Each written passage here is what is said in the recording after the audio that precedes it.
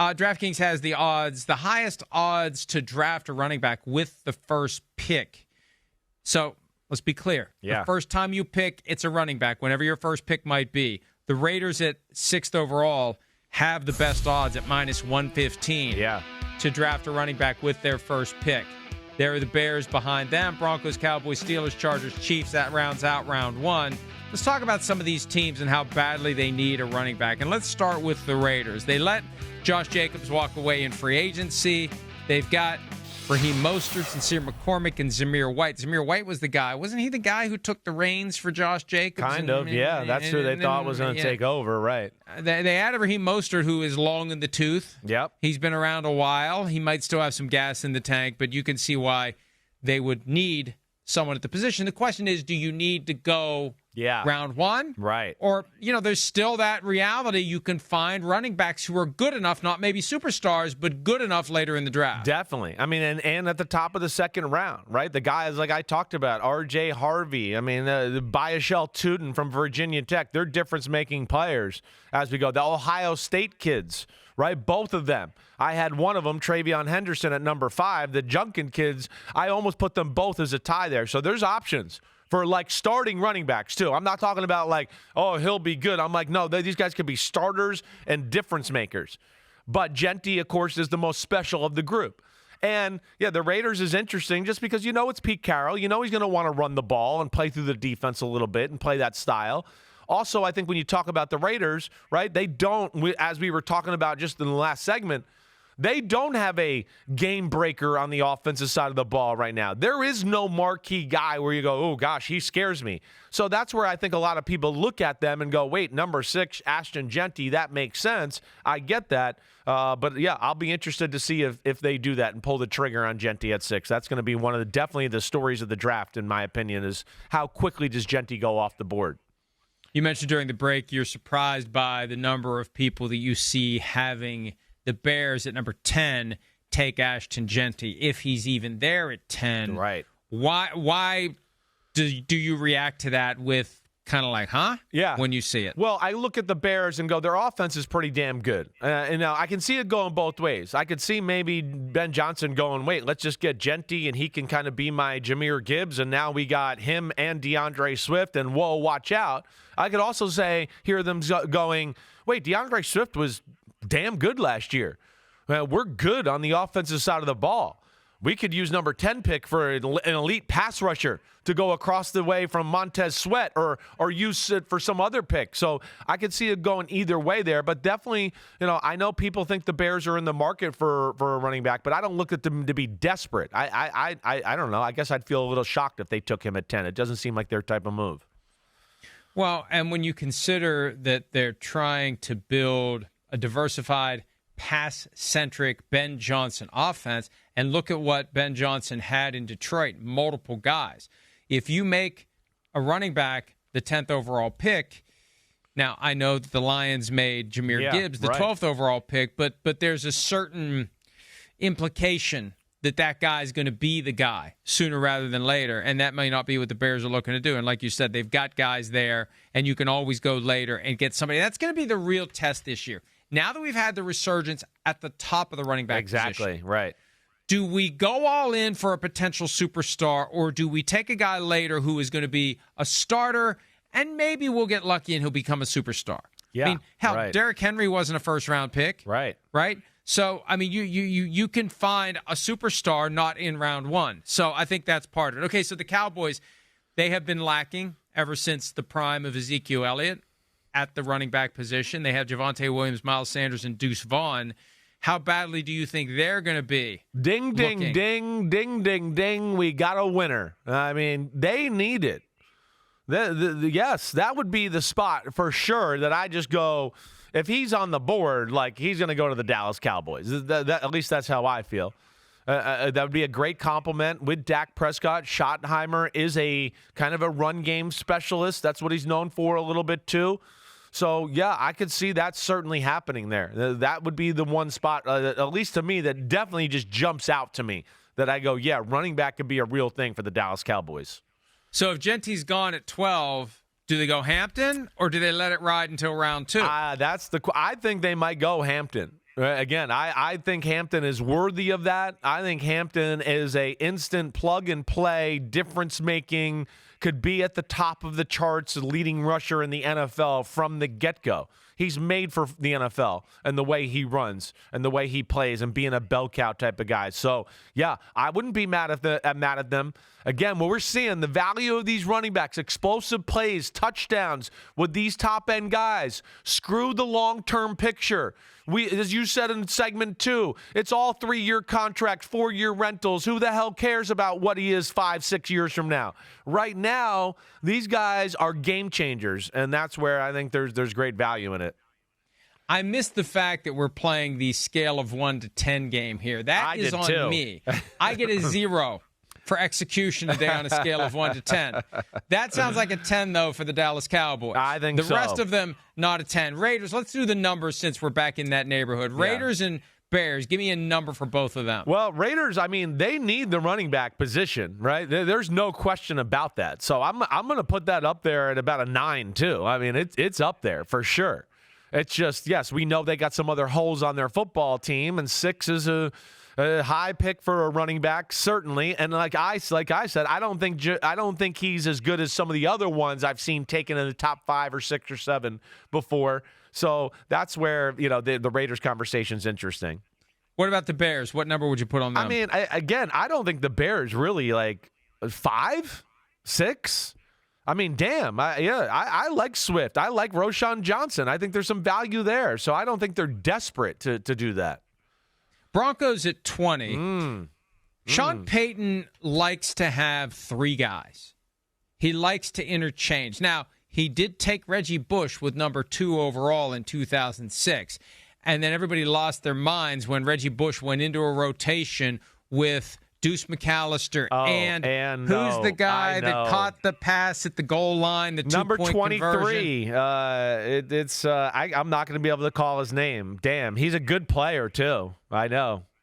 I'll know it as soon as I hear it, and I'll regret that I didn't think of it. But he caught that controversial 2-point conversion where it looked like maybe he didn't control the ball through the act of hitting the ground. And I'm filibustering here like Cory Booker in the hopes that Pete will save us, but Pete's not paying attention, or he would have told us the name by now. Anyway, was it Pierre something? It wasn't Pierre. It is. That's what it is. What the hell is it? Hold on. It is. Well, first name isn't good enough. All right, Pierre either way. Pierre, no, it's not Pierre Strong. No, not Pierre Strong. No, that was horrible, All right, Pete. we'll figure it out. We'll figure it out. But either way. Pete, pull up the 2009 Saints stats, and he's one of the running backs. So, okay. Pierre Thomas. It's that easy. It's Pierre Thomas. There. All right. That's disappointing. Stupid. All right, but either way. I came up with Pierre.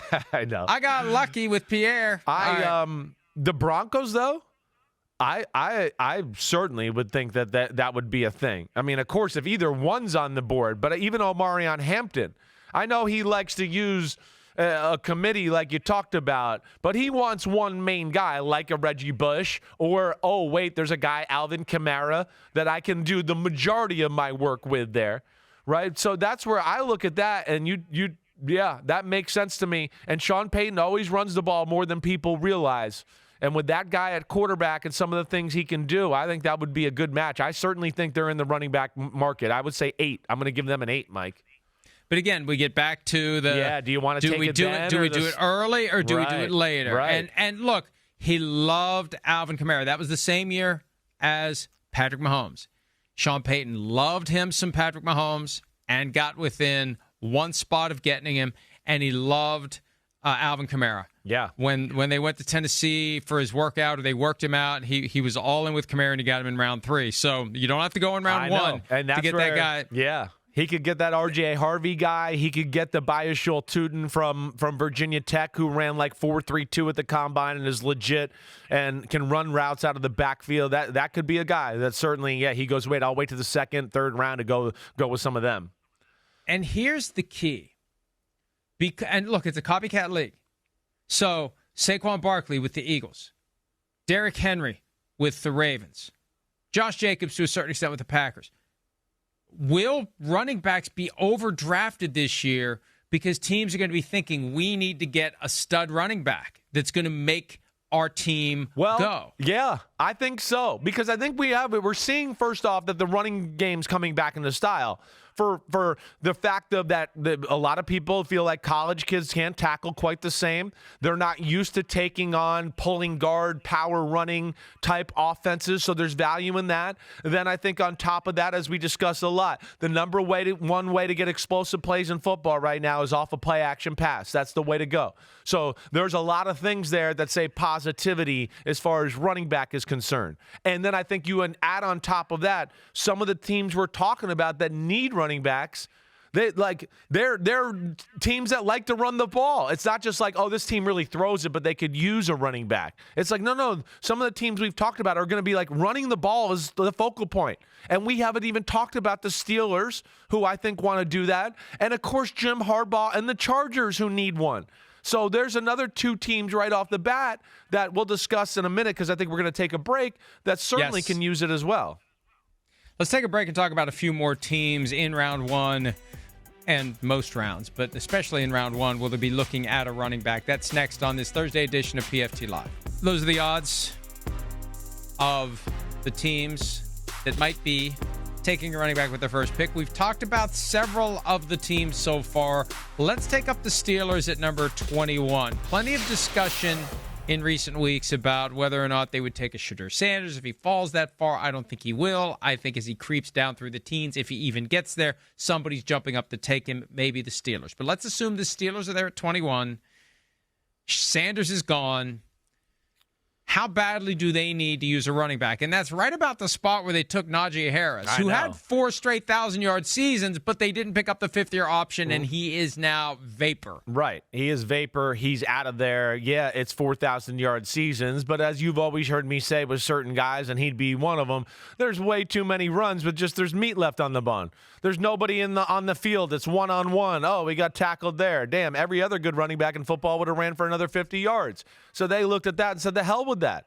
So I know, like the things you're mentioning, we know they have needs. They don't have a second-round pick.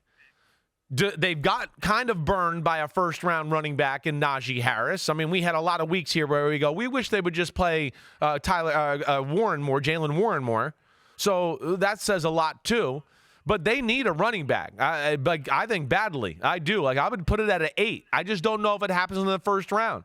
Again, the class here, it is a very good class. I know we've talked about the top guys, and there's some superstars there. But even if you get down to my 6th and 7th and 8th running backs, they're starting running backs that I look at and go, they're starters year one. They're that kind of talent. There is real depth and real good players here. So that's the options the Steelers have, Mike. I don't know what they'll do. What do you think? Well, and here's what's amazing about their current running back situation, because we had been harping on the fact that Najee Harris doesn't have the burst that Jalen Warren has. Harris was a first-round pick. Warren was undrafted. Yeah. And they know, and every team knows, you can find running backs anywhere, everywhere. This is one of the reasons why the position was devalued. Before last year, when we realized there's still money to be paid to the guys who are the best of the best, you can get a good enough, capable, competent, move-the-chains running back anywhere. So they're going to be looking at that saying, we don't have a second-round pick. We better make our first-round pick count. They've got needs well beyond the running back position. Yep. They can find – I think they'll have the confidence they can find somebody around 3, 4, 5, 6, even 7 if they have to. So I think although they need to address the position – now, look, if Hampton is there, but I don't think he's going to be there. He might not. Based upon what you're saying about him, and if others in the business, in the football side of it, not the mock draft side of it, but the scouts see it that way, you're going to see him gone before 21 rolls around. But the way you describe Hampton, boy, it sounds like he'd be a perfect Steeler running back. Hey, he would be. He's that kind of guy. But exactly right. He might not be there. They might have to trade up to get him. Yeah. Him or Sanders, they may have to trade up. Yeah. I mean, it's Steelers, and then right behind them is the Los Angeles Chargers, and we know what they want to do. I mean, it's Jim Harbaugh ball. It's Michigan. I mean, he's a guy that in the year of 2023, he ran the ball every play in a second half of a football game. That doesn't happen. So that tells you how valuable. Was he there that day? I believe. Oh, I think he was there that day. It wasn't one of the days he missed. I don't think it was. I thought it was the Penn State game. Was he there for the Penn State game? I thought he was the Penn State game. I think you're right. All right, but either way, we know they got Najee Harris. I get that, and that's a good fit. I understand that, but he's not these other guys, right? Najee Harris in the perfect world is the guy I want coming off the bench, where he's not at the starter, but the team goes, oh God, we got to tackle him now. Right? He's going to just lower his head and crush us. We're tired. It's late in the third quarter. It's the fourth quarter. That's where I want Najee Harris. I don't want him when the hole's big and there's a linebacker, only one guy in the hole. That's what I don't want him for. That's what I want the other guys, because they can make that guy miss and see you later, go Rockets up your butt, and I'm off for a touchdown here. That's what he doesn't have. But the Chargers need one, I think. I'm going to put them at an 8-2 as far as needing a running back. Last year they signed J.K. Dobbins and Gus Edwards, both from the Ravens, and both are gone. They cut Edwards. Dobbins is just kind of floating around like there's been nothing. And I don't know if he thought he was going to get more than he did. When he plays well. He just doesn't play enough to justify the kind of contract that he might be looking for. But he's out there as well, and I think at this point he's probably going to be one of those guys that signs after the window closes on the compensatory draft pick formula. All right, the Chiefs at 31. I remember we were all over them taking Clyde Edwards-Helaire a couple of years ago, more than a couple of years ago now, right after they won their first Super Bowl, or their second, more technically. I don't want to get a bunch of emails from Chiefs fans saying, hey, we won a Super Bowl back in the 70s. We beat your Vikings, so it was number 2. But they took Edwards-Helaire at the bottom of the round. It didn't quite work the way they thought it would. Do you see them going running back really at any point? They've got Isaiah Pacheco. Kareem Hunt's back. They picked up Elijah Mitchell. Do they really need to add to a position they don't use as much as other teams do? I don't think so. Exactly right. I don't. I think they're going to be comfortable with that. If there's somebody maybe later on in the draft where they go, let's just get another young guy here to round out the room, I could see that. But I don't think like the need is desperate. I would put it low, certainly, right? Like a 4 or a 5. I think they're going to be plenty happy with Pacheco and Elijah Mitchell alone. Other teams, too, they'll just throw you out in the running back conversation. Not round 1, but just want to throw them out there. The Cardinals, I think they're another team that could be looking, for James Conner's replacement as we go forward here. The Browns, too. The Browns are another team to watch out for, maybe at the top of the second round, whoever. Those are two of the other ones that I think could use a running backs for sure. Well, the running back position has a different vibe this year than it did last year, thanks to Saquon Barkley and Derrick Henry in their new homes. Hi, it's Mike Florio. Thanks for watching PFT on YouTube. Hit subscribe for the latest news and analysis from Pro Football Talk.